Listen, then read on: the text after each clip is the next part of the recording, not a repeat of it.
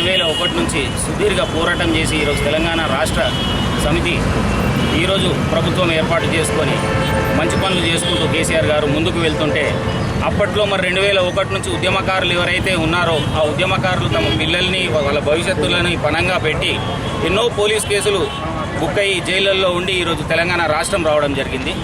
మరి ఇంత పెద్ద ఉద్యమకారులను మర్చిపోయి ఈ తీగల కృష్ణారెడ్డి గారు ఎమ్మెల్యే ఎవరైతే ఉన్నారో ఇదే తీగల కృష్ణారెడ్డి గారు అప్పట్లో జరుగుతున్న సకల జమ్మ ఏదైతే ఉందో సకల జమ్మ గురించి ఆ రోజు తన టీకేఆర్ కాలేజ్ తెరిచి ఉంచి తెలంగాణకు ఉద్యమానికి ఏ రోజు కూడా తను మద్దతు పలకలేదు.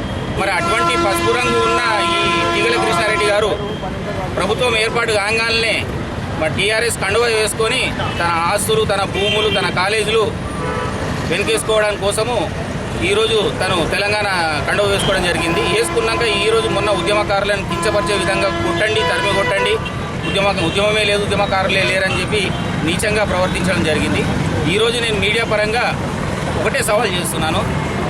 ఏదైతే ఇప్పుడు ఉద్యమకారులు అని చెప్పి తీగల కృష్ణారెడ్డి గారు మాట్లాడారో మరి అదే కేసీఆర్ గారు కూడా ఉద్యమకారుడే.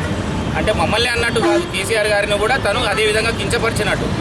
మరి నీకంత దమ్ము ధైర్యం ఉంటే ఉద్యమకారుల మీద ఇదే ఎలిమినార్ గడ్డకరా దళిత బహుజనులు ఎవరైతే ఉన్నారో అగ్రకులాలు ఉన్నారో అందరం కలిసి మేమందరం దాదాపు 1,00,000 మంది వరకు మేము నిలబడతాం. ఈడ నీకు ఆ ధైర్యం ఉంటే ఇడికి రా. లేదు ఉద్యమకారుల గురించి నేను తప్పుగా మాట్లాడినాను అనుకుంటే మాత్రం తప్పకుండా ఈ ముక్కు తెలంగాణ తల్లికి భూతల్లికి ముక్కు నేలకేసి రాయాలని చెప్పి కోరుతున్నాను.